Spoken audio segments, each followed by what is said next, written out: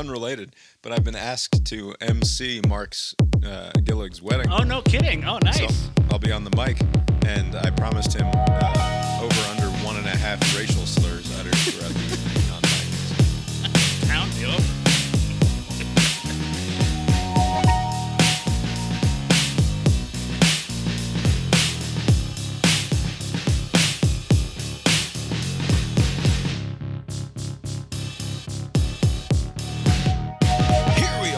Cast Iron Balls, a podcast about sports, even though sports is lame and stupid and painful, and who really cares about sports anyway?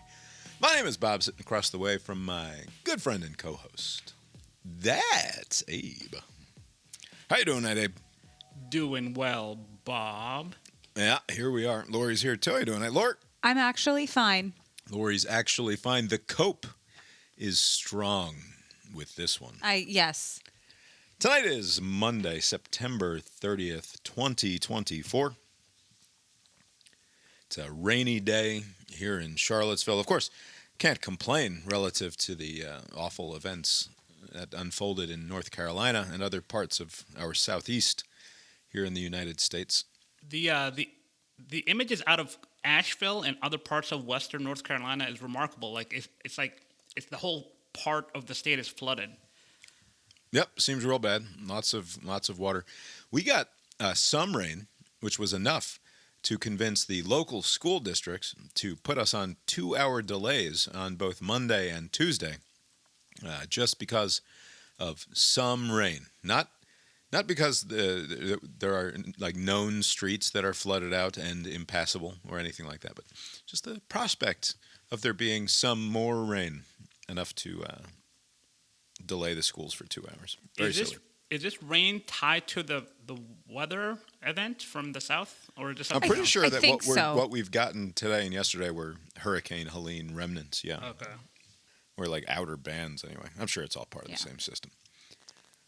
Let's see here. What to talk about? I guess we should start with Abe live betting the games.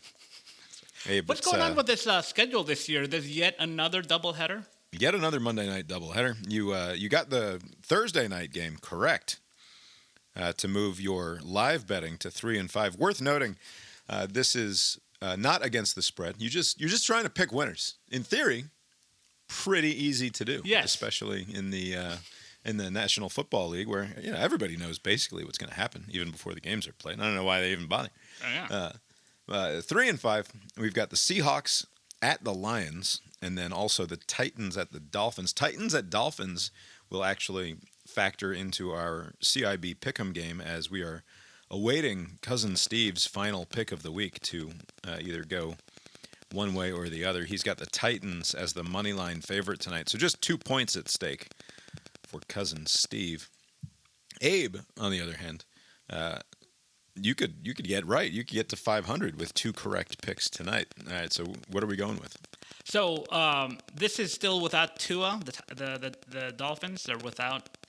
As far as I know, Tua is not Okay. involved. Correct. Right. I think that Titans are a slight favorite on the road, despite not being a terribly good team. All right, give me the Dolphins. They're gonna win. All right, easy Naturally. decision there. And then the Lions. They're supposed to have. They're supposed to be a Super Bowl favorite. 2-1. They should win here. So I'm going to go with the Lions. So both home teams win tonight. Easy. All right. Mark it down. Lions and Dolphins for Abe to get to 500 on his live betting of the games as we record on Mondays and Thursdays. All right. That's taken care of. Abe, they made me the vice president of the local Little League. Yes, I would like to hear what's the fancy word for from now on? I don't know. I want to be Moving forward? I would like to be addressed as Mrs. Vice President. So ordered. Congrats. Look at you, Vice President. How did this happen? Like in a coup or was there a vote? This is not something to offer congratulations for, Abe. It is. It wasn't a coup. It was a very peaceful transition of power. The people who were in power weren't there. Yeah, what happened was that the old folks who'd been in charge of the league for a couple of generations, I think that the old guy's wife like locked him in the bedroom at the appointed time that we were going to have the meeting to vote in the new board, and so he didn't make it, and so he did not stand for any position, and now I'm the vice president of a local little league for some reason. Wow. It's a great success, massive power grab by yours truly, and things are going to change around here. I assume you're not going to remain vice president for long, right? You're going to get your people in. Who knows? I mean, Hostile takeover. Wheels are in motion, constantly spinning wheels, consistently grabbing for purchase there on the asphalt. It'll be fine. It'll be fun. I'm already mourning the loss of my ability to complain righteously about the sorry state of the Little League administration and bureaucracy and all of that. Like I simply can't talk about that anymore because it's in rather sudden fashion. As I walked out of that meeting on Sunday night, it's like, oh, I have to fucking figure all this shit out now. Like it's literally, it's just on me. Those people simply have no more responsibilities with regard to everything that they've been doing here for the last 40 years. And now it's my job. So fucking great. Will this mean more of a time commitment than you already are? I mean, I spent 4 hours this morning putting together different documents and sending emails and trying to get organized. So yes, it means much more time committed to this silly little baseball venture that we're all on. That's good. All right, I guess we can't avoid talking about the events of the weekend any longer. Georgia traveled to Tuscaloosa, Alabama, and I think I looked at the watch. It was 15 seconds into the game, and we were down 28-0. Like it was very fast. It felt like it. I have no idea what happened and why it happened so quickly. Alabama. I know why.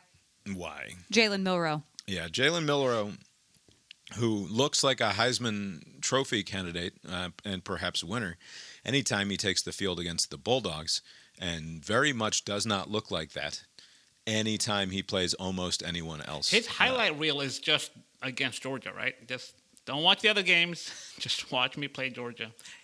He looked like a slightly bigger built Michael Vick all night, just doing whatever he wanted, running as he pleased. Yeah. But with soft facial features. He looks like a nice person. Oh, yeah, I'm sure he's a pleasant fellow, but I hate him when he's playing for that team. Just infuriating, just watching that game. Yeah, I wish he'd stop. He doesn't have the look of a runner of a puppy mill dedicated to He doesn't have sharp features like Cam Newton or Michael Vick. Torture and killing and maiming of dogs. Although there's no such look, right? They come in all shapes and sizes. Yeah, I'm not saying. I think that's what Lori is saying, is that there is a look. And the look is Mike Vick. Has soft facial features. I, for one, blanch at Abe's comparison to another black quarterback. I find it distasteful and predictable and kind of sad, honestly. But we'll move on from that. It's a shame. It's a bit of a shame. It's a stain on this podcast. There's no getting around it. We'll survive. As I said, Lori's full of cope. Here's my flavor of cope. And I had this cope fairly early on in this game, probably before the second half had even wrapped up, which is like, and I do this thing almost whenever I'm watching a sporting event that is not going the right way, or to my credit, I hope, that is going the right way. And you can you point to a couple of things that happen that are like, well, but for that, this would really be an entirely different situation. And early on in this game, but for, what were the two things that I pointed out? I don't know, but it would have only resulted in a 14-point swing. So your theory is already not working. Which is enormous. One of them was maybe on that first drive, maybe on the second one. The penalty, the drop, which? We flew a guy right by Milroe at top speed, and he ended up going for a first down. Like, we had him dead to rights in the backfield, 7 or 8 yards behind the line of scrimmage, and the lineman who made the run on him just kind of flew right by him too fast and barely got a hand on his shoulder as Milroe then turned upfield and went for a first down. And that was on a third down, I believe, on either that first or second drive. And like just a total fucking bummer. Like if you stop him there, that's a possession that ends rather than resulting in a touchdown. And then there was another one where we dropped a ball, I think on the first drive. Yeah, it was a should have been caught. Wasn't Arian Smith, I'm sure. Yeah, Arian Smith dropped what should have been a first down or a long completion. And, but for those two plays, who knows what direction the game goes in from there. And this is like literally 18 minutes into the game, it's 28-0. Right. And then by halftime, the score was 30-7. We finally scored late in that first, and it felt like, okay, we score late in the first, we're going to be all right because we're going to get the ball back to start the second quarter. But we score that touchdown, and then they give it back to us on downs, and on the very next play, we throw an interception. And then Milroe throws an interception after that. And then that's when the safety happens on the intentional grounding called on Beck. Like it was very sloppy into the half. Alabama fumbles after that, and then we do nothing with the ball. And then we texted my friend who is an Alabama fan at 9:30. I texted her a picture of a GIF of an angry person saying "love ya" because I don't want her to think that I'm mad at her. And she, laughing emoji, says, "Love you, friend. It ain't over yet." And I said, "Wish it were." Yeah. I suppose the other flavor of cope here is to say, I mean, the obvious one that I heard, and I tried to avoid most college football talk today. I was busy with other things, but all of our goals are still ahead of us. No, that's not it. Cope is super strong. That's not it. It that's is, not what it. No, that's not the correct flavor of cope. I'm not saying it's not the correct flavor. I'm saying that cope is as I predicted it would be, which is Georgia fans are saying we can still accomplish all of the things we set out to accomplish this year, which is to go to a national title game and make the playoff, go to a national title game, and ultimately hold the trophy. That is what people are saying, and sure. It is one way of understanding the situation. The other way is Lori's way of understanding the situation, which is that there isn't another team in the country that goes down 28-0, no matter how you ended up down 28-0 to Alabama, and then finds a way to take a lead in the final moments of that game and make it look like you might actually win the thing. We almost won. Yeah. Almost, but did not. Can I say, the very first half, and I have not a very good memory, but that was one of the most embarrassing first half performances, salvaged by a great second half performance. I mean, I don't know what happened with that touchdown that Alabama scored. Like, I mean, Georgia had them. Like, we're up by one, and then just a total fuck up with the secondary, and Alabama retakes the lead. But just want to focus on the first half. I've never seen here in Atlanta, and this is it's the fault of the fans of Georgia. I don't know, maybe it's just where I go to watch sporting events, but the sports bar that was packed at the start of the game was empty by the third quarter.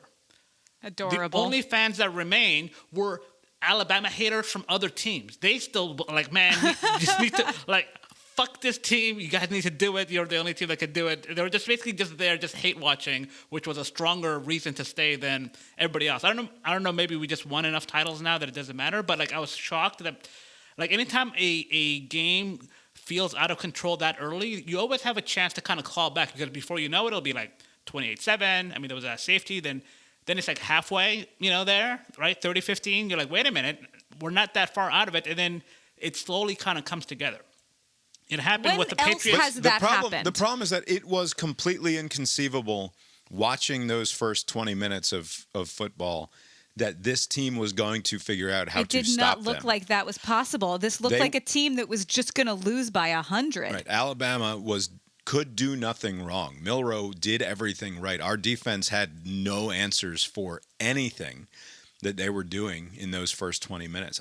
I agree. I've never seen. I mean, the closest that you get to it is that 31-0 2008 game, Alabama at Sanford Stadium during the blackout. Just utterly and thoroughly humiliated from the get-go. Right. And I mean, I never turn off a game when it's going on. The Braves game. Was that playoff game? The 2019 National League Division Series, the Braves-Cardinals, elimination game 5. It was tied 2-2, coming back to Atlanta, and the Braves come out, and Mike Foltynewicz gives up 10 runs in the first inning, I don't know when he comes out of that game. But that game was out of hand in like the first 5 minutes of turning it on. And I kept that game on. So I do not walk away once I've turned on a sporting event of a team that I care about. Like, I had a strong feeling of I should find something else to put on the television right now rather than continue to watch this, because everything that happened was just going so poorly. I mean, Beck was playing like garbage. The receivers were not helping him out at all, and the defense had no answers for anything that the Alabama offense was trying to do. And I didn't even have the righteous fury to fall back on my anger at Mike Bobo, because I actually thought that early in this game, that whole first quarter, I thought the play calling was good. It was the execution that was the problem. Just the execution. The kids were not doing what they were called upon to do. And Bobo had the right idea, right? Like he was making the right calls, and the boys just simply weren't getting the job done. And so I didn't even have Bobo to be mad at. And it was like, why are we even watching this? This just feels consistently bad to continue to endure, and we should do something else. And I didn't. I continued to watch because that's the sort of weirdo that I am, I suppose. I would not have found it acceptable. Yeah. You know, other teams, a lot of teams lose to Alabama, right? This is a great program, even without Saban, as it turns out. But when other teams lose to Alabama, it's because Alabama is the superior team. In many of the cases where Georgia loses to Alabama, Georgia is actually the better team, and yet they perform in these clumsy ways. Like, I don't know if it's just like a mental thing. I don't know what's going on, but it's not like, well, shit, Alabama's just better than us, and you live to fight another day. It's like, no, this team is actually on paper just as good as Alabama, if not better, and you should not be performing like you are. And I don't mean just this year, just in years past. So that's why it's kind of hard for me to say there's some sort of like silver lining to this. The best argument I can make is that thank God for the 12-team playoff format, because other than that, Georgia would be outside looking in. But right now, they're doing fine. No, the silver lining is we spotted Alabama 28 points and still almost beat them. That's the silver lining. Right, but but if it were any other team out, that would be fine. But Georgia should be able to beat Alabama. You should not be digging yourself that big of a hole. The problem with Laurie's cope here is that what's more likely in the future? That we're going to come out against Alabama and get our tails whipped in the first half again? Or is it more likely that we are going to play like that second half team that had to put its foot completely on the accelerator and go for every fourth down? I think that's more likely. No, it's more likely that we're going to come out and be flat against Alabama, because that's how we've looked against Alabama many, many times in the past. Yeah, but one of those times, then the next time we played them, we won the national title. How often do you see a team get down that big and then mount that sort of a comeback? That it's a far less likely outcome in terms of repeatability. I just don't think and how are they going to approach if we play them again? What is the mindset going to be? It's going to be that they fucking humiliated us. That is the feeling that comes out of this game. I don't care how you talk about it in terms of moral victories later, in terms of fighting back and showing that you've got some dog in you. But like the fact of the matter is they came out and fucking pantsed us. And then they pantsed us again on the second to last, in that last moment of the game when Milroe throws to the 17-year-old kid, Ryan Williams, who juggles the ball 3 times and then sprints to the end zone. Like, just awful. Georgia will want to avoid Alabama. Like, if there's a way to make it through the playoffs without playing Alabama again, it is to Georgia's preference at this point, because you had your chance. This was it. A regular season game in September without Nick Saban. You can't beat them in this setting. Then don't even try to pretend like you want a second crack at them. I would feel much the same. Like, I'd be much happier if we'd come back and won that game. Oh, that would be so amazing. Fucking ridiculous, right? But still, my feeling would be like, what is it about Kirby and this team or just Georgia and this Alabama team that we just cannot fucking figure out how to get over the hump. I mean, I know, yes, we won a national title against them. I think the answer is that they're just this much better than us. It hasn't always been the case. Like there have been years where Georgia's better. I mean, this is a ridiculous thing to say, but like it feels like Alabama's like the big brother, and they're always gonna beat the little brother. Like it seems like no matter where they are, like fuck you, you're not beating me. You're still Georgia. We're still Alabama. Right, and I think our coaching is better. I don't think there's another coaching staff in the country that goes down 28-0 to Alabama and 30-7 at the half and manages to do what they did in terms of the adjustments that they made in order to fight back. I don't think that Alabama took their foot off the gas or changed anything about their process in the second half. Our defense just figured something out. Milroe was running free against either 0 defenders or 1 defender in the first half, and there were 3 dudes on his ass on every single play in the second half. Like, I don't know why. I don't know what they needed to see to convince them the plan needed to be adjusted to move in that direction. But like it worked. Like whatever they did fucking worked. And I don't think there's another coaching staff or another team, no matter the coaching staff, that has the dudes that can make Alabama look as bad as Alabama looked for long stretches of the second half. Like Georgia was awesome on defense in the second half. And because they had no choice, and credit to Beck for fucking pulling his head out of his ass and figuring it out, where early on it looked like we were just going to be like, the reason that I want to turn it off is not, in part it's because their offense is humiliating our defense, but it's also because like, oh man, every time Beck touches the ball in the first half, it's like the touch is just slightly off, or he's just making the wrong decision, or he's staring dudes down and getting their entire secondary is reading exactly what he wants to do. Like he just wasn't there. And then all of a sudden he was. In the second half of that game, he looked like he should be the number 1 pick in the NFL draft next spring.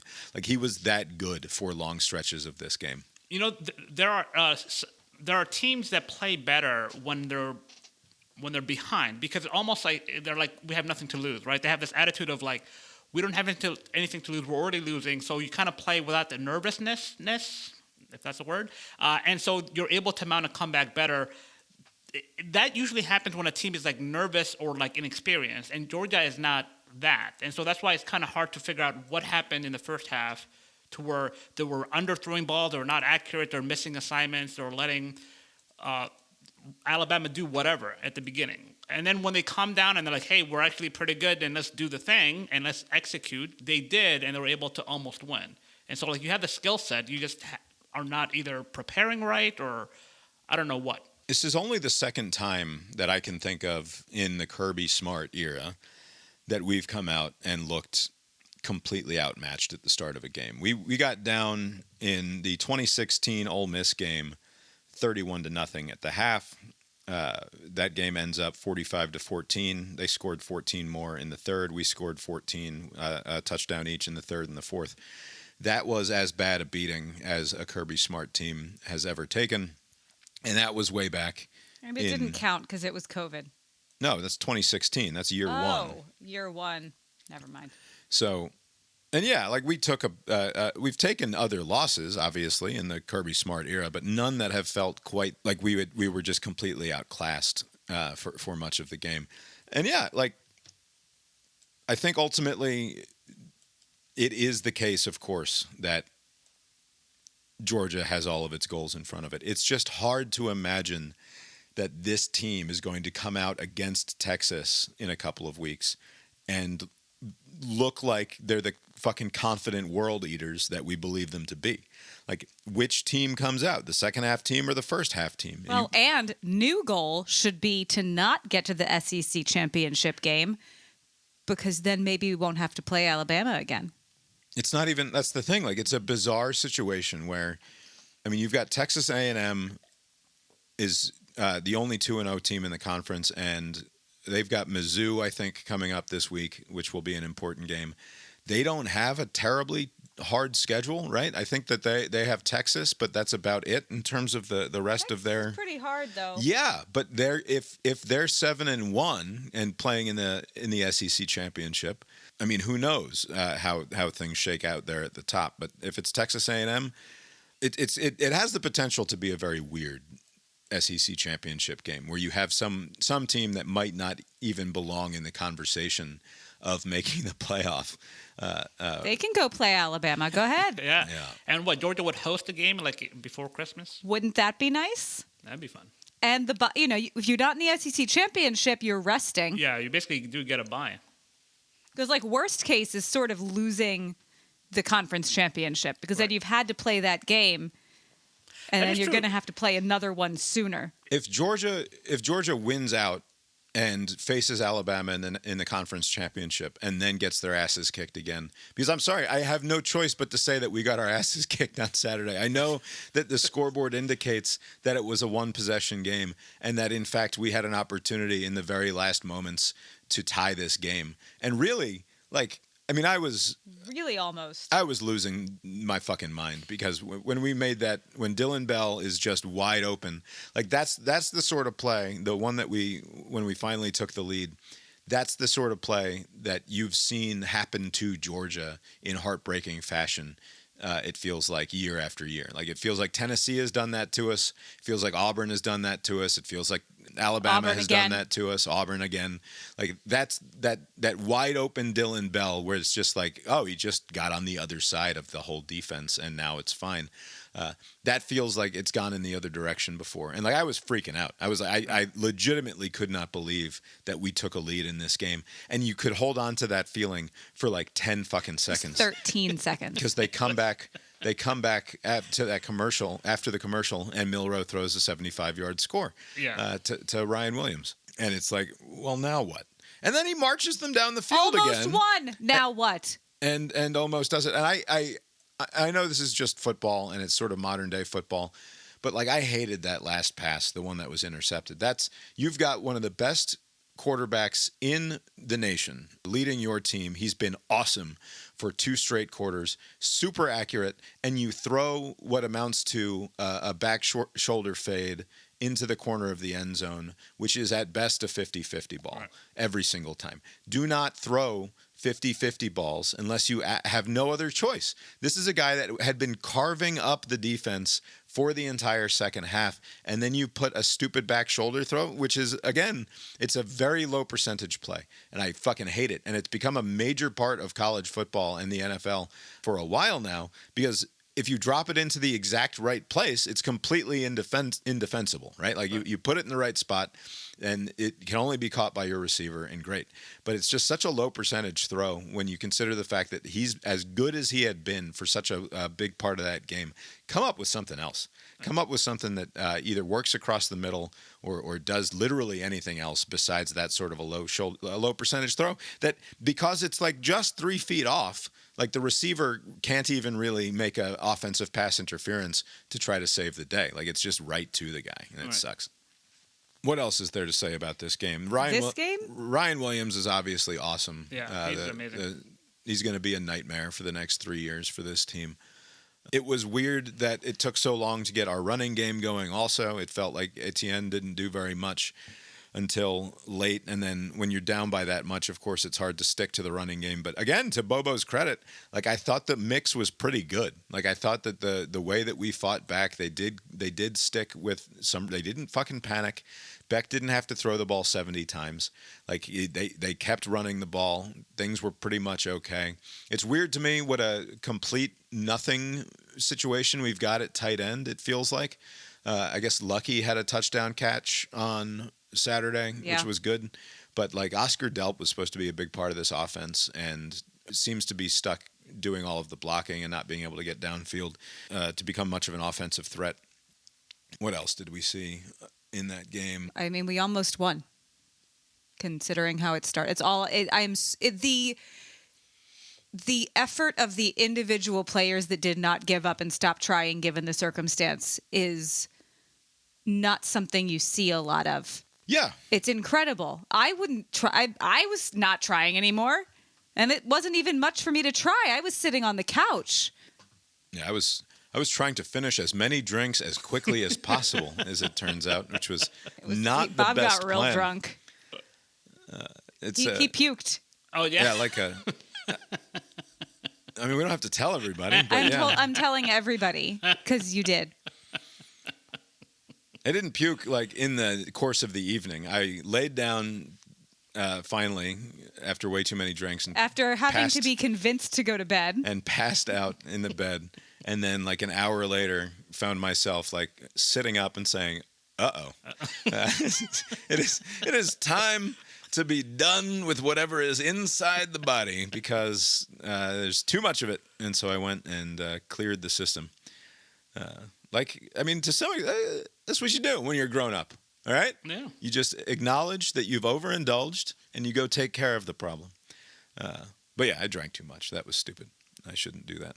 I also, and not to harp on the feeling that I had coming into this game and giving an I told you so, but like after this game, kind of doesn't fucking matter, right? And it's because, quote unquote, all of the goals are still in front of us. Bad. It is kind of. It's not. What good would it be for the season to be over now? That would be stupid. One game, that's stupid. Because I am nothing but a product of my experiences. And moving forward, my brain and my psychology is going to know that as stressed out and exciting and awesome as it was to get up for this game, ultimately, it didn't matter. And so, like, the next time one of these rolls around, it's going to be not as good because none of it matters. This won't it's have all mattered. dumb. I mean, it depends on what you mean by none of it. How I recognize do you watch baseball? in the How do you love baseball where there are 163 games? 162. None of them matter until they do. None of them matter the way this game matters. Yeah, it's a different sport. I know. It's just the argument can't be. It's a completely different part of the brain. It didn't matter. It tickles a different. Of course, it matters. It's not that it's bad and therefore or it's not bad and it didn't matter. It was good and it didn't matter, and therefore it won't matter as much going forward. Like, I'm sorry, it's cool and fun, and I'm not going to pretend like I didn't have an awesome time watching this game once things got moving in the right direction. But like, it's not the same as knowing that now everything hangs in the balance in every single snap moving forward. If you want to continue to achieve what you hope to achieve, we could still, as I said, like, Georgia could get blown out. I didn't expect us to get blown out, and the scoreboard says we didn't get blown out. But Georgia could get blown out and then also lose to Texas or Tennessee or Ole Miss, and still probably be a top 10 seed in the playoffs, right? Like, even those games still won't matter as fucking much. And it's different than, I'll just leave it at that. It's different than it was before. Right, but you now can have more competitive matchups during the regular season. You wouldn't be playing Texas and Alabama. I mean, Texas would. Well, we would because it's SEC. Right, but the reason why they expanded it is because, like, there are going to be so many teams in these, especially in the Big Ten and SEC, to where, like, you would be hurting yourself by having to play these teams and not have some sort of in with the playoffs. So again, it was a fun game to watch. It showed that Georgia is just not as good as Alabama when they play each other. Like, once again, like, they had like the little package where, like, every year Georgia keeps coming short until, like, one time they didn't. But mostly it's been defeats. It's like 1-6 or something. I don't know what the record is now, but it's just a disappointing outcome. There's no, like, upside. You lost. It doesn't matter. Like, to me, I think it's just like a bad loss. You shouldn't lose to Alabama like that. But whatever. They may get another chance at it in December. The cope for me is that I'm still so stupid that I think we're a better team than Alabama is. Like, that's how fucking stupid I am, is that I watched that game and I still think Georgia's a better team than Alabama is, despite the first half an hour of game time that told me the complete opposite, right? And I don't know what it is exactly. I don't think it's think it's simply my fandom speaking. But would you have thought that if it had been touchdown shootout the whole time? Yeah, I think probably I would. Okay, so you just think that for no reason? No, I don't think it for no reason. I think it because I've seen Alabama play a lot of football in the last 2 years. They're basically the same team that they've been for the last couple of years. The same with Georgia. I've watched them play even more football over the course of the last 2 years. And I think that Georgia is clearly a better and more talented team, and that we're currently better coached than they are. Although it's hard to argue with the game plan that Kalen DeBoer brought on Saturday night, certainly. Also, I mean, I agree. I do think Georgia is the better team. That's why it's disappointing to keep losing to the team that's not as good as them, although Alabama is a great team. I think maybe coaching better, but like preparation not better, obviously, because they're not preparing the teams in the right way. Like Alabama seems to always have some sort of edge when it comes to preparation in the way that they play. Because even a worst Alabama team always is like up for a little bit before they lose. Yeah. Mark Richt had this game happen to him 10 times maybe over the course of his career. It was South Carolina comes to mind. It was the one thing that was when I was the biggest Mark Richt apologist you would have ever met during the Mark Richt years. I never understood people who complained about Mark Richt as head coach of the Bulldogs and would defend him at every possible fucking turn. But the only thing that it was impossible to defend him against was the frequency with which big-time regular season games ended up being total fucking duds. Yeah. That, like, there's something about his method of preparation. Not close duds, like embarrassing. Right. Like games a lot like this one, where it's just you come out and the team is fucking dead. And maybe it was his being such an even-keeled guy that like he is not going to go into that locker room and light a fire under people's asses most of the time. It's just not his style. He's not going to scream at you. He's not going to scream profanities at you and get your blood up and get you to get out there and fucking eat souls. He did it one time. He did it in that no-Sean Florida game where we come out and get the big fucking team penalty because we all 85 Dance of party them in the end zone. Ran out into the end zone and celebrated like crazy. That's like the only example during the Richt era of something like that happening. It was such a consistent problem of his was getting his teams up for huge regular season games, and or huge postseason games, SEC championships too. Not great. I mean, he won. To my mind, they won their fair share of SEC championships. I mean, obviously, I wish things had gone different in a couple of them, but 2012 being the most notable example. But that was a game where they came out ready to fucking play. That was a good game, well prepared for whatever. The good news is that has not been Kirby's problem. Kirby has been fucking awesome, and even when they don't come out looking fantastic, he's a good enough in-game coach. I cannot think of a better in-game coach that for a team that I've followed in the sport of football. Kirby is that good at making the adjustments, halftime adjustments, at speaking to the players, at putting people in the right spot, and figuring things out as he goes. He's just awesome at it. But yeah, I don't know. I still think the Dogs are fine. It makes the rest of the season as stressful as you want it to be.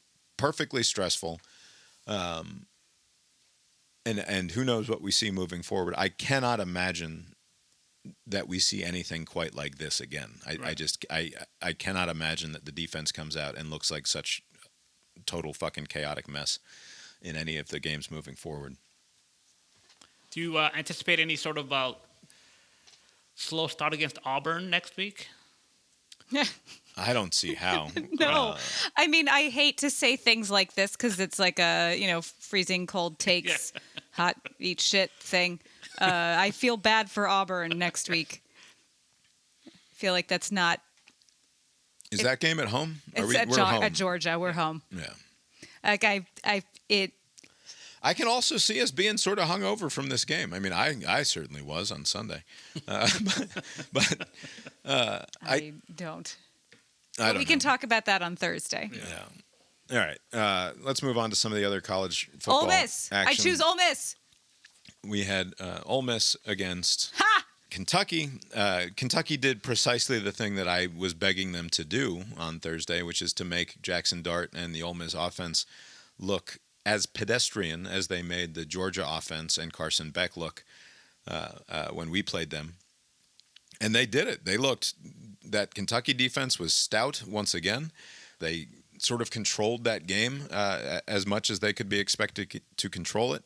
And then when they absolutely needed it, Brick Vandergruff drove that team down the field and the old goal line fumble Ruski for the and win. Mark Stoops went for it on 4th down from his own 20. Yeah, 4th and 7. Fool him once. From his own 20 with 4.5 minutes or so to go in the game, which is a considerably worse position to be in than 4th and 5 from your own, or from the 50 with just 3 minutes or so to go in the game. Did you see what he said in the post-game press conference? What did he say? He said, the analytics will tell you to punt there. Yeah. I don't know. Like, I think it's obviously the right play to go on 4th and 7 when you're down by a possession, but to throw the ball 50 yards down the field on 4th and 7 is a ballsy choice, and largely a lucky result, I think it's safe to say. But sometimes you need the luck to go in your favor in order to get a big win like that on the road. And then just a tremendous all-timer of a shank by that Ole was Miss a great kicker shank. Yeah, that was at the end. You know, whenever there's like a you need 7 yards kind of scenario, like 4th and whatever, you're thinking that the defense is going to play the sticks, right, wherever the line is, right? You're thinking like you're just trying to get 8 yards and then like throw the ball to that person and you get a first down. So maybe they're kind of overthinking it, and they're like, well, what if we do a deep pass? Like, they're not going to think anything is going that far because that's too risky. They're kind of like overthinking the idea. I've seen it in the NFL. They do this on occasion, and it sometimes works because like there's no one. Like, it's usually like a 4th and short, like 4th and 1, where you're thinking like this is going to be run up the middle or something run, and you just chuck it up for like a big gain. The reason that I have long said that I don't trust Lance Kiffin is made apparent in this game. This is not a game that Ole Miss should lose. But this is the sort of game that is why Lance Kiffin and the Ole Miss Rebels were not on my season-long parlay. Despite my belief that they're going to make the playoffs before the season started, when it came down to it and I was putting money on which teams did I think were going to make the playoff, a Lance Kiffin-led team is not going to be on that list, and it's because of games just like this. Do you know what he was doing on Saturday morning at like 9:30 in the morning before this Kentucky game? No. He was walking the field with a microphone in his ear and talking to College Game Day and giving his take. Isn't that a typical thing? A lot of coaches do this now, right? Where like they make them do that. Yeah. You do that interview. That's fine. It's a thing that Game Day's been doing for a few years, where they walk the field with the coach before the game happens. What you don't have to do if you're Lance Kiffin is answer the bait question, who you got between Georgia and Alabama. And once he did that, when he indulged, as silly as it is, right? When I say I want my coaches fucking stuffed full of jelly donuts and cheeseburgers and nothing else, like, prove to me that you're dedicated to the cause here.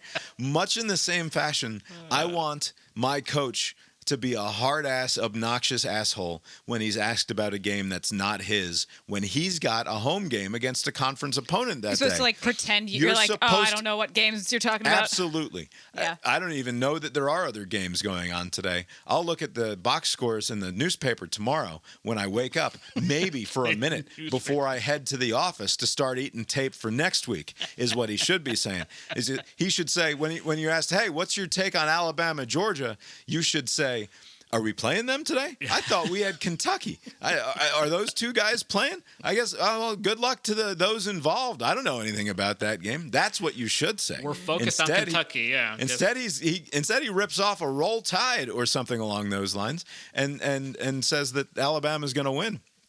I hope you're happy you were right, Lance. But for fuck's sake, concentrate on the task at hand, man. That was a great outcome for you, Bob. And it served me well. I was trying to ride the coattail of Lane Kiffin, and I was like, oh, this team is so great that, what was it, 17.5 points it was? I was like, that it doesn't matter how many points. I did not care about that Kentucky-Georgia game. And in a weird way, going back to the Georgia disappointment, like, you're watching that game, you're like, oh, Kentucky, I guess, is that good, So that kind of explains away some of the criticism that you may have had against Georgia about that Kentucky game. So like, oh, this team is actually pretty legit. And then, we eat shit for the first half. But like, yes, fuck off, Lane Kiffin. I don't have to pretend to like you anymore. Yeah. Also, it's a great example of everybody on the Lance Kiffin hype train. And do you know what he's doing right now? He is thinking about the next job, because that's all Lance Kiffin is ever fucking That's why I about. hate him, is because he seems like such a slut.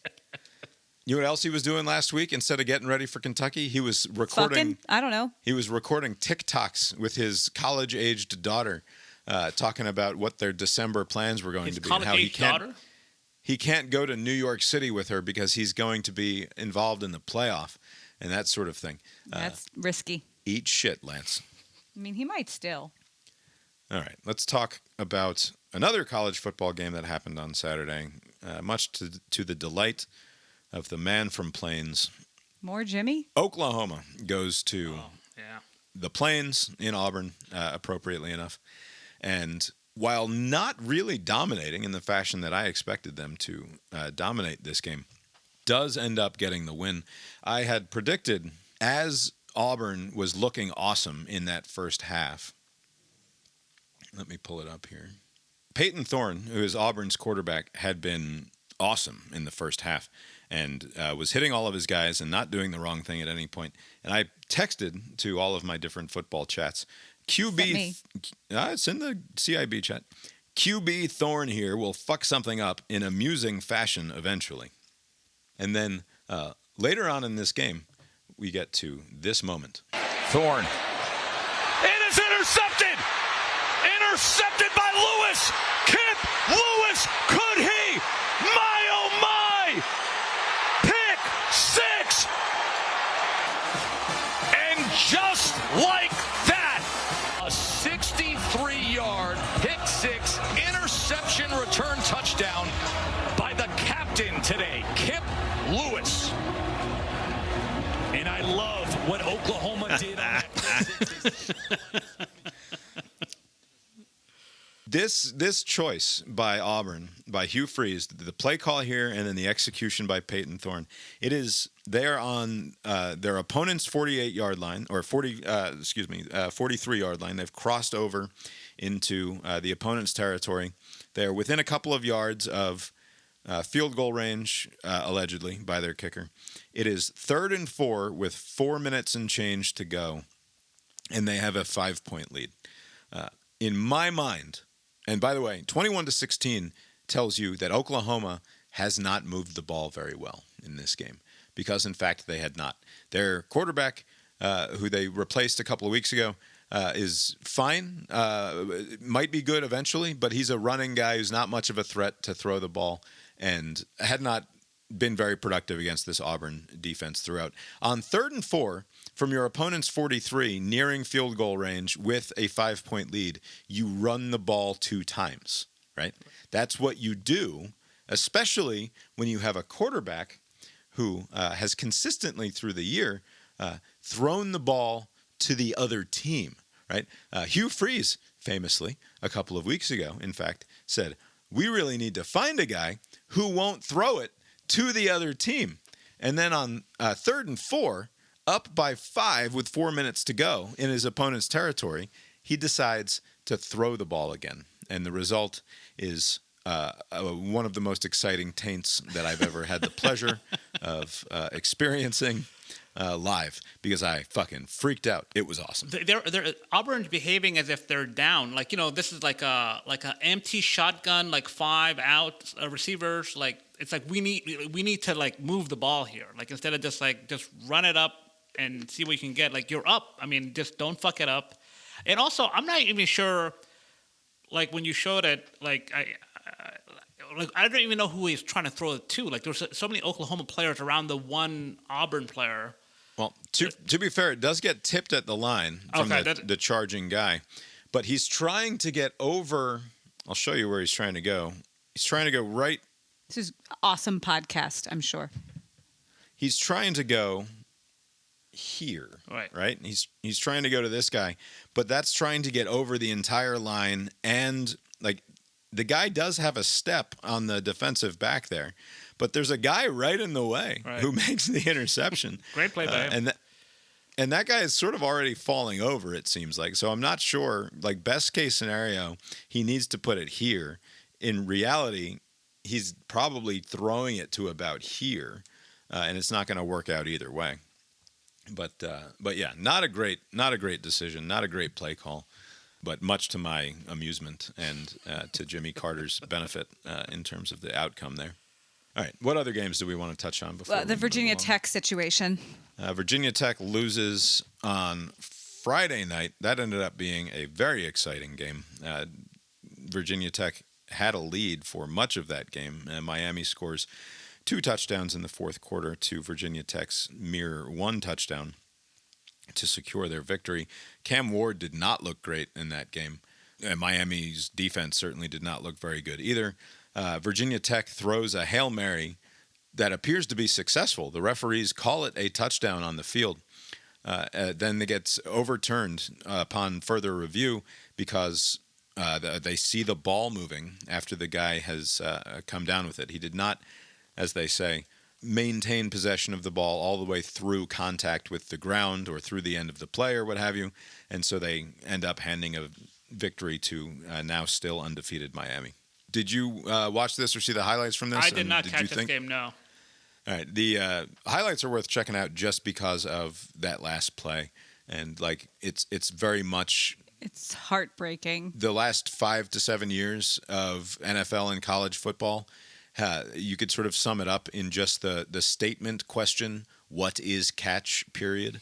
Like that's sort of like the existential dread of not knowing what is catch as you're watching a football game take place. There was a lot of that going on watching the end of that game. But that was a fun one. What other games were fun that we saw this weekend? The Michigan-Minnesota game, Minnesota probably should have won that game. Minnesota scores 21 points in the fourth quarter to lose by just 3 points in the end. Notre Dame and Louisville was a close and exciting game. Notre Dame survives.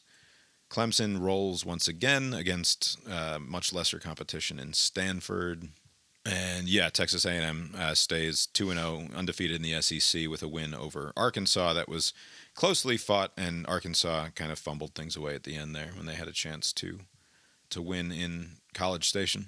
Real quick, I know Florida State is a dumpster fire this year, but is like SMU like a decent team this year? Like the last I heard of SMU was like back when they had that scandal. Like I haven't heard of SMU being a good team in some time. I haven't paid attention. Maybe they have, but it seems like every time I look at the scoreboard, they're like winning comfortably. Yeah, SMU seems to be all right. They shouldn't be putting it on Florida State in the fashion that they did. But everybody's getting their turns against poor Florida State. They just suck. It's tough. I obviously didn't do my full format, 3 questions, 2 statements, and 1 hot take, although I'm sure I've gone through most of that at this point. My 1 hot take that I did write down is simply to saying, this is an old, long-standing position of mine. So not that hot then. It remains fiery.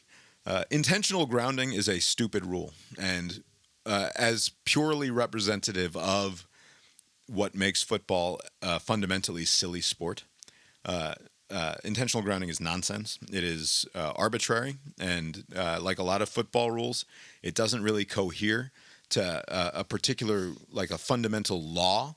Like if you're laying down the fundamental laws of football, it's you have 4 turns to advance the ball 10 yards, and then you get 4 more turns in the hopes of eventually ending in the end zone, and then you hand possession over to the other team and give them that same thing. And if that was the whole of the law, then you built from there, then you would have a sport based on a sort of constitution, right? Like a foundation that makes sense. But instead, you have that basic idea, and then they just start fucking throwing random shit into the mix. Right. And like, oh, well, the game isn't quite as awesome, but if we tweak the rule in this way that doesn't actually relate to the fundamental laws of the game, but makes for a more competitive or more interesting so-called sport, then that's what we will do. And so they have all of these silly things that they've put into the sport of football over the course of a century or what have you, right, that sort of violate a lot of the in much the same way that baseball basically avoids any of this. Like it's very rare that you come across a rule in baseball that you're like, but that's arbitrary and goes against the fundamental Why can't you laws steal of the first sport. base?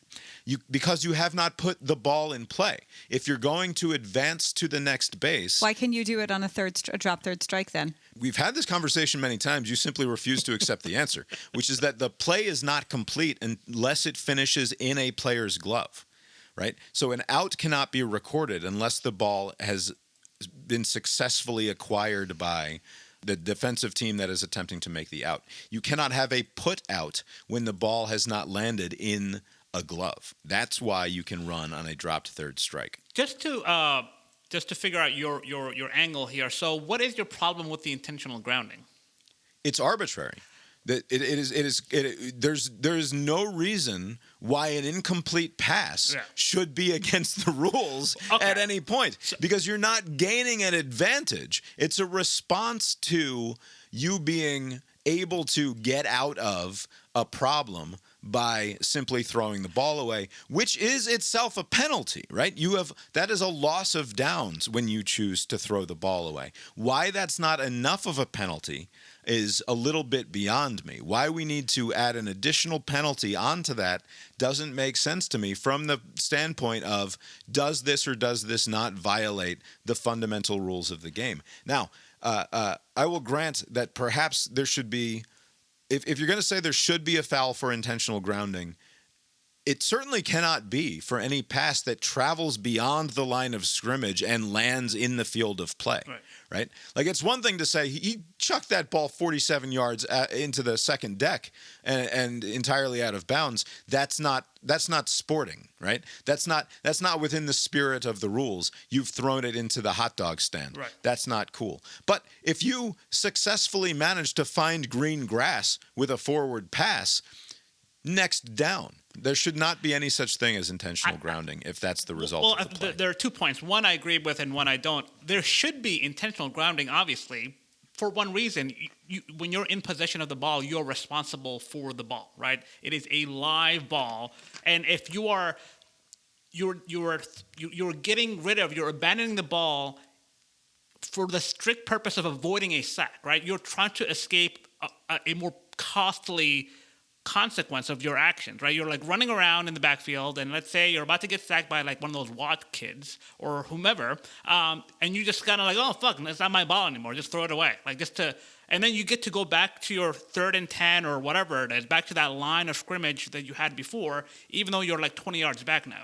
I am fine. If you fail to advance the ball beyond the line of scrimmage within the field of play, fine. Throw the flag. Right. But so you're for intentional grounding, just not the way that is currently being enforced. I didn't know until this weekend that throwing it far could be intentional grounding. I think of intentional grounding as the thing it's just also, right there. It's entirely arbitrary because the referees have to get together and be like, hey, do we think that was near enough one of the guys in the right colored jersey to justify not throwing the flag here?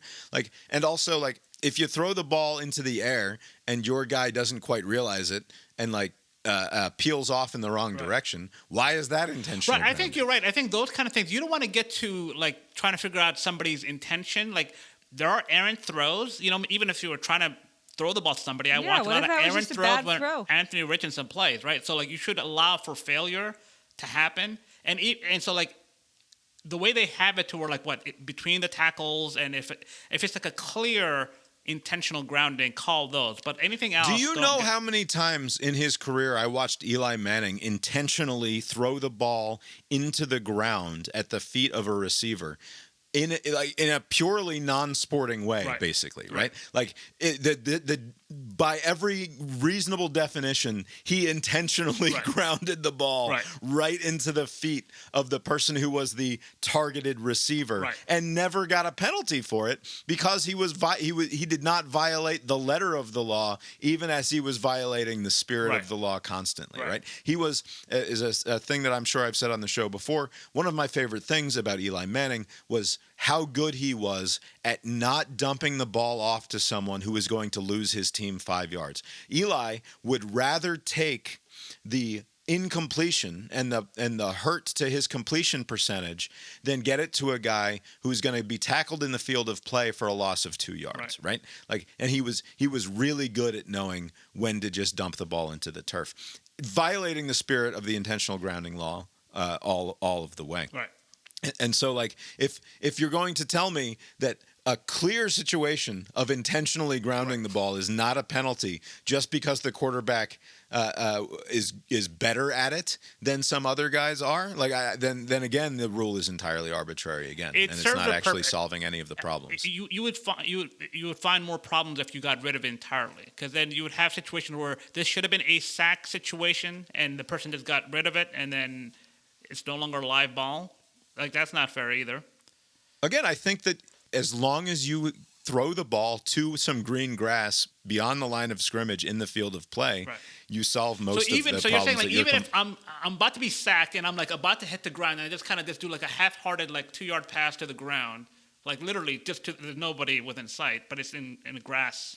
Is that okay? That's a calculated risk that you're taking. You're more, instead of tucking it, you're more likely to lose control of it as you're going to the ground. You're either going to the ground, like it's going to be like a 12, 15-yard sack, or you just throw the ball away and no damage done. Like, there are going to be situations where people are going to do that at the last second before they get a sack. Well, there's a 15-yard. But if it's a 15-yard sack, you're going to have to get the ball beyond the line of scrimmage anyway. As you're going down to the ground, you're increasing the likelihood that the ball is picked. If you can't get it across the line of scrimmage within the field of play, you're right. But what I'm saying is, like, if you got rid of the intentional grounding rule as a principle, you wouldn't even have that. Fine, and I'm saying they fuck with the rule. It's the same as the fumble the ball out of the end zone, out of bounds out of the end zone. Entirely arbitrary and stupid. It just goes to the other team. Like that. That's a garbage rule, also. And I'm saying yes, because of the objection that you're raising, while it would be to my preference to say there's no such thing as intentional grounding, I would just tweak it and say if the ball lands in the green grass beyond the line of scrimmage, that cannot possibly be intentional grounding. There are 21 other dudes out there who could have come up with that ball given the opportunity. Yes, Lori. So the trade-off, or maybe I have it all wrong, is the amount of times that quarterback is no longer in the pocket looking for a receiver, and he just throws it away. And we're fine with that. Yeah, it happens 10 times a game. So why is that fine, but it's not fine if he's about to get sacked? So I think your rule of it should count as long as it's in the field of play. You shouldn't be able to just throw it out of bounds. Coward. Right, I agree. Change it. Not get rid of intentional grounding. Shift it around. Much like Eli Manning throwing the ball into the feet of the screen pass that he was trying to get off, throwing a ball 10 yards out of bounds just because you are your receivers are covered, so you throw it away. Right. That's the same thing. It's even lamer than Eli Manning throwing it at his feet. Right, and that's not a violation of the letter of the law. And it happens all the time. Yeah. And they act like it's good. Oh, he's smart to throw it away. No. Start running, coward. What about that, Abe? What about throwing the ball out of bounds? And I'm trying to think of, like, because there are going to be some situations where the receivers are right there, right by the like if you're going to throw the ball in the corner and it goes out of bounds, right? You have to kind of allow for that to happen. I think, like, having a more clear picture, like you have to at least reach the line of scrimmage, I think that is fair. Start there and then see how that works and then go from there. But yeah, if somebody clears the line of scrimmage, don't try to, like, figure out what they meant or they were trying to do. Live with it. Just move on. There's a lot of mind reading that goes on in football rules interpretations, and it's not good. But they'll clean up this rule eventually. I think. Remember, there was a rule where, like, if a receiver caught the ball midair and the defender pushed them out of bounds, they were, like, imagining, had that push not happened, would they have fallen? Like, it was so ridiculous. Like, I think if you didn't push him, like, he would have been in bounds, and they just said, "Fuck it, you're either in bounds or you're not." I mean, I've always thought that if you catch the ball and are bobbling it, and then you go out of bounds, but you eventually catch it, I think that should count as a catch. That's a terrible. No, because if you were in bounds and you bobbled it as much, they would be saying, "Oh, did he have control of the ball, or did it touch the ground?" Same concept. But you're not in the field of play.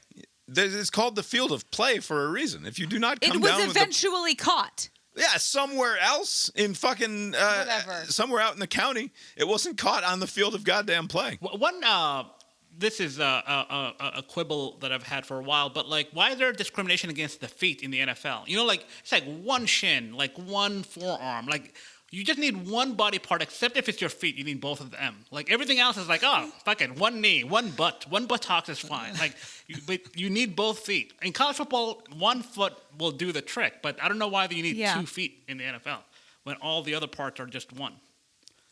That's a good point, I think. I think that should end it. That's good. All right. It's a good way Let's to end it. update the CIB Pick'em contest. Not a great week overall for any of our players, really, except me. Yeah, you did well. You're widening the lead here. Yeah, as we said, we're awaiting Cousin Steve's final result here. He might tack on 2 more points. Abe, you collect The most 20 points this week. Ooh, Not too bad. 20 points. That's like a season high for me. How dare you? Also, I don't. I'm terrible at picks and gambling and anything related with sports.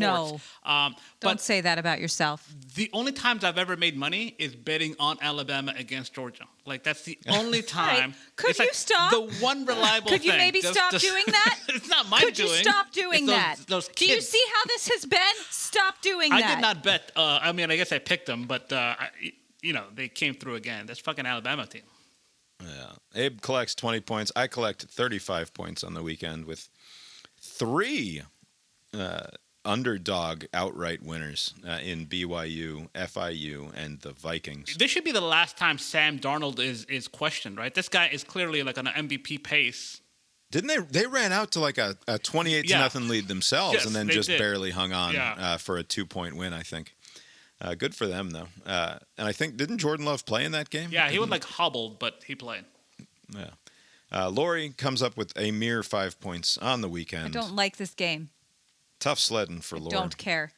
And as I said, Cousin Steve waiting on 2 more, but he's got 10 points so far. So our current leaderboard has got Abe at 55 points, Lori at 62, Steve with either 70 or 72 as the night progresses, and I'm out in front with 125 points in our game. Also, as mentioned previously, Jimmy Carter hit his pick of the week. The presidential lock of the week live from Plains is now 3-2. He is on the right side of 500 after 5 weeks. And then quickly we will look at my season-long parlay.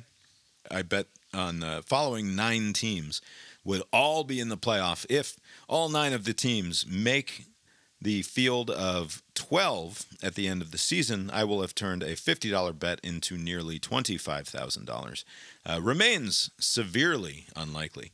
Texas survives 35-13 over Mississippi State. They were fine. They were never really in trouble, but not quite as dominant as they needed to be. Notre Dame truly survives 31-24 against Louisville. Again, this Louisville team is pretty good, and this has no impact whatsoever on Louisville's ability to make the ACC championship game. And Notre Dame is they simply cannot afford to lose another game. And it's a good thing that they didn't. Penn State 21-7 against Illinois. That was a close game all the way through until Illinois threw a pick, I think, that resulted in 6 points for the other team, and that game ends 21-7. Oregon 34-13, never in question against UCLA. Mizzou idle and totally fine. Utah, this is where I get in trouble. Utah lost this week to Arizona 21-10 with Cam Rising once again watching from the sidelines. Not good for my betting prospects. There are currently 6 undefeated teams in the Big 12, so Utah needs to win the rest of their games and also let things fall apart for teams in front of them. Unfortunately, one of those teams is Colorado, who put an absolute butt-whooping on the University of Central Florida this weekend. And this is the eat shit portion of the podcast, because I did not see that coming. I did not see it either. I thought Colorado was going to be terrible, but it seemed like they turned ever since the Nebraska. Well, they have one of the best players in the country on their team. So yeah, Travis Hunter's awfully cool. Boise State wins easily Their running back, who's the reason that I chose them to be the group of 5 representative in the playoff, Gianti, he has 845 yards on 82 carries with 13 touchdowns this season. So 82 carries, 13 of them have resulted in touchdowns, and averaging over 10 yards a carry is pretty good. And he put together his 4th 200-yard game of the season, tying the school record in the process. Alabama is my 8th team making the playoff, and they seem to be in just fine shape for that. Probably now SEC favorites, and therefore a virtual lock to make it into the playoff. And then Georgia has a tough loss, obviously, but maybe the best kind of loss. Yes, I think that's definitely the best kind of loss. And are therefore still likely to make the playoff at season's end. I have news. You've got news? What's your news? Pete Rose died. Oh. Pete Rose dies. My goodness. Dikembe Mutombo and Pete Rose on the same day. Wow, look at that. Are they going to let him in the Hall of Fame now? Is this one of those, we won't give you the satisfaction? Over your dead body? I kind of wish that they had allowed Pete Rose into the Hall of Fame as a cautionary tale more than anything else. I mean, this guy, Charlie Hustle, was the hardest working, absolute hair flyingest crazy person on the baseball field who wanted it more than anybody else at any given time. And I think it's kind of dumb that he's not in the Hall of Fame with all those hits that he managed to rack up. And he's just a great baseball player. I know these documentaries, these sports documentaries are mostly propaganda, especially after the Michael Jordan one, The Last Dance. But HBO had a documentary on, I think it was called Charlie Hustle, or just, I don't know, Pete Rose or whatever. But, like, this guy was a crazy guy. Like, he was very, like, into this baseball, like, throughout. Yeah. Just, I was not aware of, I just knew him about, the guy who gambled on baseball. He was before my time. Lived and breathed and died for the sport at every possible moment. And he's an obnoxious dude, like not a pleasant human being by most understandings of it. But who fucking cares? Put him in the goddamn Hall of Fame. He's one of the greatest to ever do it. And if you have to have a big display about his shameful behavior and the gambling stuff, then go ahead and do it. But you cannot tell this story of Major League Baseball without telling the story of Pete Rose. And if what that museum and Hall of Fame is supposed to be doing there in Cooperstown is keeping a history of the sport, then that's what they need to include. They need to include him and Barry Bonds and all the other rotten fucking cheaters and just tell the story, warts and all. Yeah, also worth noting, Dikembe Mutombo dies of brain cancer at 58 years old. Kind of a bummer. An icon in the sport of basketball when we were growing up in our early years. I think I had a poster of Dikembe doing the finger wag from SI for Kids on my wall when I was a kid. An all-time great there. And then real quick on the Braves and the Mets played a very silly couple of games this afternoon. The first one was absolutely bonkers. That 8th inning especially. How many runs were scored for both teams? Like, I don't know. The Braves managed to give up 8 runs in the final 2 innings of that game, I think. I mean, a heartbreaking way to lose, only to then come back in game 2. And yeah, they gave up 6 runs in the 8th inning and then 2 in the 9th. It was a crazy game. The Braves were up 3-0 going into the 8th. They give up 6 runs in the 8th inning to go down 6-3, and then score 4 runs in the bottom of the 8th to retake the lead 7-6, only to have Frankie Lindor break their hearts with a 2-run homer in the top of the 9th, and then ultimately lose it. Only to then turn around 40 minutes later and have to play another game, which the Mets would have no legitimate reason to fully compete in because they're already in the playoffs. They can't even improve their seeding with a win. They were going to be the 6th seed no matter the outcome, whether it was the Braves who got into the playoffs or the Arizona Diamondbacks who got into the playoffs. So it was a rather unfortunate situation if you're an Arizona Diamondbacks fan, because you cannot expect the Mets to battle particularly hard in Game 2.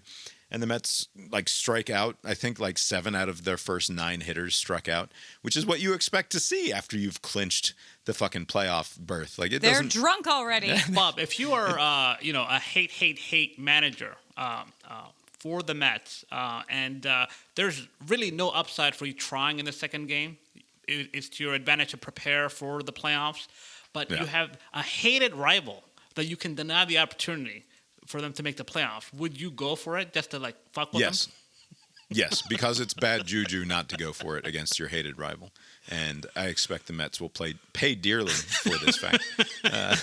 Much like... The Braves have to travel to San Diego, and unfortunately it looks like their ace, Chris Sale, who's been awesome this year and probably deserves to win a Cy Young and might have, as I said before, might have pitched his way into a legitimate Hall of Fame argument with this season's results, is going to be likely unavailable for the division series because of back spasms that he experienced today, which prevented him from running out there in game 2. So oddly enough, the back spasms, you're like, okay, silver lining, maybe he can't go today, but if he's okay in 48 hours, at least he can pitch in the San Diego series. No, now he's fucking out for at least this series, and hopefully he's healthy enough. If the Braves can survive the 3-game tilt against the Padres, he's healthy enough to pitch for you in the next round. Anyway, I'll wrap up now. You've been listening to Cast Iron Balls, a podcast about sports with Bob and Abe. Lori's here too. Real quick, I will open up the listener mailbag because Cousin Corey has made a reappearance after many months of radio silence. This is his entire email sent to us in the midst of the first half, Georgia being thoroughly humiliated by Alabama. Corey felt the need to reach out. God bless you, Corey. Via email. Cast Iron Balls is fine. I was tempted to root for Georgia to support you, but Alabama embarrassing your team will make for better content. Still listening. Did it? Thank I bet you. it didn't. Thanks. Sadder. Thanks for listening, Corey. Fuck you, Corey. I like the very understated Cast Iron Balls is fine. Yeah, that's good. He's not wrong. Yeah, 5 weeks into this, episode 10 now, and we're fine. Yeah. And I appreciate that. Is Corey a Mets fan? What's Corey's deal? Corey is a Mets fan, yeah. Fuck you, Corey. He likes all of those awful, he likes the Islanders and other, I know he likes the Islanders. I don't know blue why. and orange New York team What about and the Mets. Giants? Yeah, he's a Giants fan. He's got that going for him at least. Corey, in my mind, I say Cousin Corey. This is another one of the cousins of my friend Brian, who I grew up with. No disrespect intended to Cousin Steve, but Cousin Corey, even more of a cousin to me than is Cousin Steve. Corey even lived up there right in the area for a couple of years. Steve would just visit for extended periods of time, but Corey we were friends with. We fucking hung out with Corey. Corey is my dude, so he doesn't get the listener treatment. He's Cousin Corey for sure. Yeah. Also Cousin Steve, but even more cousin-y is Corey. Abe, have you got any other sports content that you consumed over the last few days that we failed to mention tonight? So I went to the Braves game on Friday. So this was one of the games that was potentially going to be disrupted by the hurricane. But so they had to reschedule the Wednesday and Thursday games for today on Monday. But, the hurricane veered to the right just enough to where they were like, hey, it's totally fine. And it was a great experience.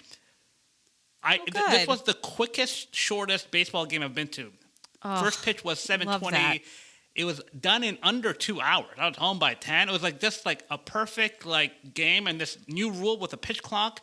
Great addition. Yeah, I looked. We had that game going. I didn't realize that you went to that game. That's fun. We had that game going on the second TV on Friday. We had the second TV cooking early this weekend because the Braves. There's no reason not to. The Braves were playing. So we had the Braves going on the second TV with the 2 football games on the primary TV. And you look up at basically this time on Friday night, 8:30 on Friday night. It's whoa, we're in the bottom of the 6th inning or the 7th inning already. What the fuck is going on in this game? It just kind of hummed along. Very good experience.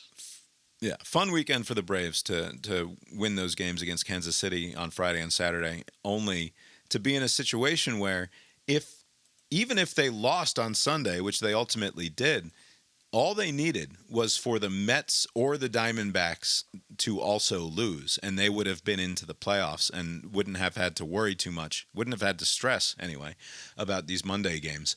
And then because the Brewers and the Padres, which were the opponents of those two teams that I just mentioned, had zero incentive to try to win a baseball game, and in fact had the opposite incentive, which is to rest their guys because they're both already in the playoffs. So it was this stupid thing where the last games of the season were happening. The Braves very much needed a win or either of those other teams to lose, but their teams that they needed to lose were playing people who had no incentive to win themselves. And so it's like we sort of got a taste of what the Diamondbacks must have been feeling watching this game this late afternoon between the Braves and the Mets. It's just sort of helpless and like nobody's fighting for us out there. But to be fair, it's a long season. Win a fucking game at some point, and then you don't have this problem. Was Truist Park hopping on Friday night? Yeah, it was. Good atmosphere? It wasn't like full, but maybe it's because a lot of people just didn't want to deal with. People probably were scared of weather. Of the weather stuff, because it cleared up pretty well. I mean, it was raining that morning. Like, we were still getting it, I think it cleared up by, noon. And so for the next, 6-7 hours, it dried up. It just kind of broke just right to where, by the time first pitch happened, it was, nice. Well, good. Sounds like fun. I wish we lived in a town where I could just pop on over to a Major League Baseball stadium. Like, it's the only downside. We have to live in a major city to do that. Well, there's some... is Milwaukee a major city? I don't know. Tampa Bay, a major city? No. The downside to living in these lovely little college towns that we prefer We can go to college games to live in is that you can't just pop over to a major league stadium and watch a baseball game. It's just too bad. It's always fun also with, especially down here in Atlanta, with all these people from all these other SEC teams. So they're Alabama fans, they're Auburn fans, they're Clemson fans, but they're all Braves fans also. So it's fuck you on this one sport, but hey, how about it with this other sport? It's very weird. Yeah. I'm sorry. The ties that bind Braves fans are not enough to overcome my, I'm sorry, I'm not going to Clemson night at Truist Park and subjecting myself to that. It's not happening. Abe, have you got anything else for us tonight? Nope. Well, I guess that's all we've got for you tonight, then, and we will talk to you next time. Later.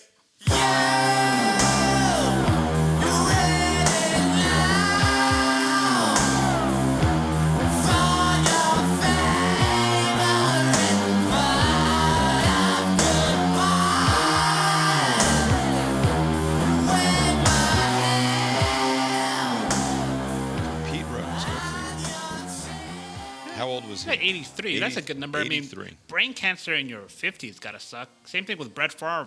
Parkinson's in your 50s also has got to suck. I think it sucks anytime.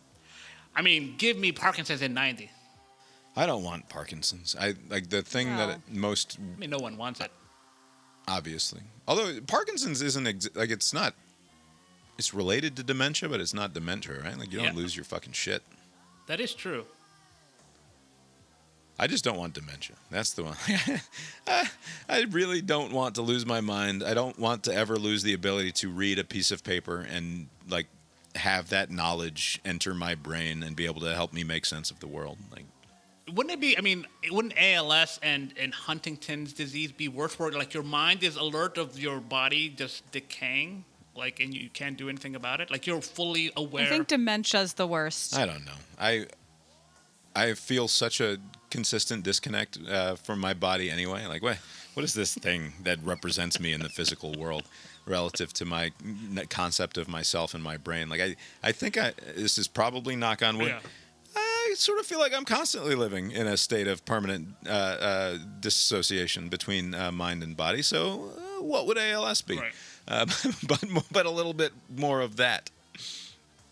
Yeah. All right. Let's stop this. All right.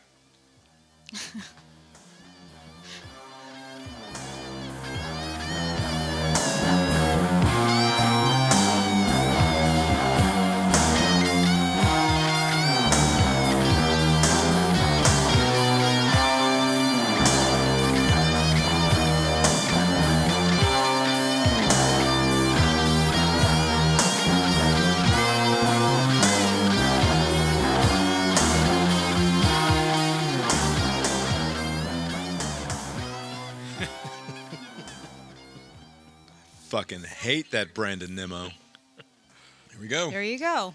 The Braves are in the playoffs. So now could they just not play the last game? That was the last game. Oh, I thought they had 3. No, not a triple header. Don't be ridiculous. I Has just that I know ever not happened? today. I just mean like, you know.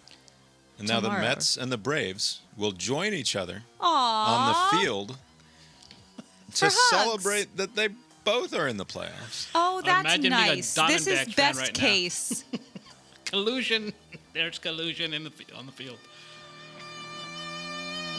The proceeding was created with 100% human content.